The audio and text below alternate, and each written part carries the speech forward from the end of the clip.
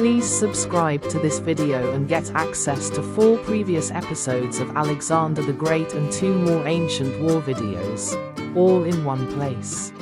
A grand hall adorned with golden chandeliers and Macedonian banners. The scene depicts the grand wedding ceremony of Cleopatra and Alexander I of Epirus, a union marked by regal splendor and political alliance. On the 24th day of the Macedonian month Dios, corresponding to October 25, 336 BC, King Philip II, dressed in regal armor, attended the wedding of his daughter, Cleopatra, to Alexander I of Epirus.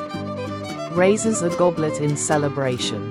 Beside him, Cleopatra, his daughter, sits adorned in an elegant gown, smiling as her wedding to Alexander I of Epirus is celebrated.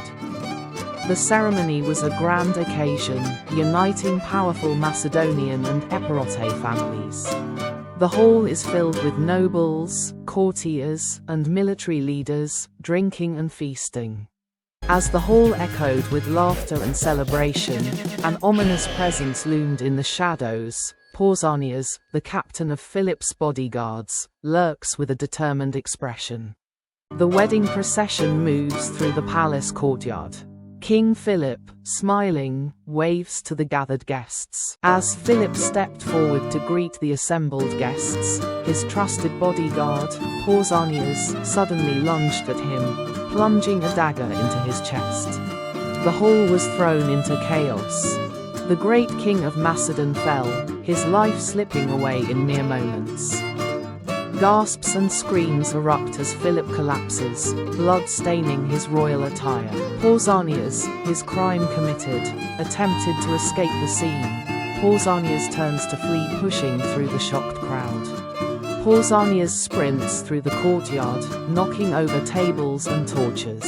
As Pausanias ran through the palace grounds, 2 of Alexander's trusted companions, Perdiccas and Leonatus, gave chase. Lead the chase, swords drawn.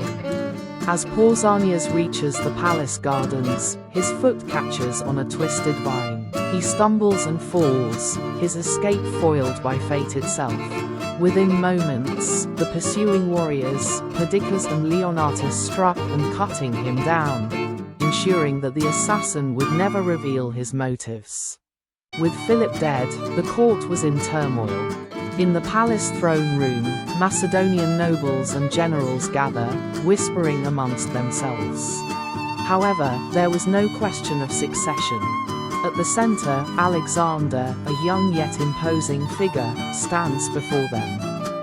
At just 20 years old, Alexander, son of Philip, was proclaimed king of Macedon on the spot. The nobles and army swore allegiance to him, recognizing his strength, intelligence, and claim to the throne. Thus the nobles kneel one by one, acknowledging him as their new ruler. A golden crown is placed upon his head as soldiers cheer. Thus began the reign of one of history's greatest conquerors.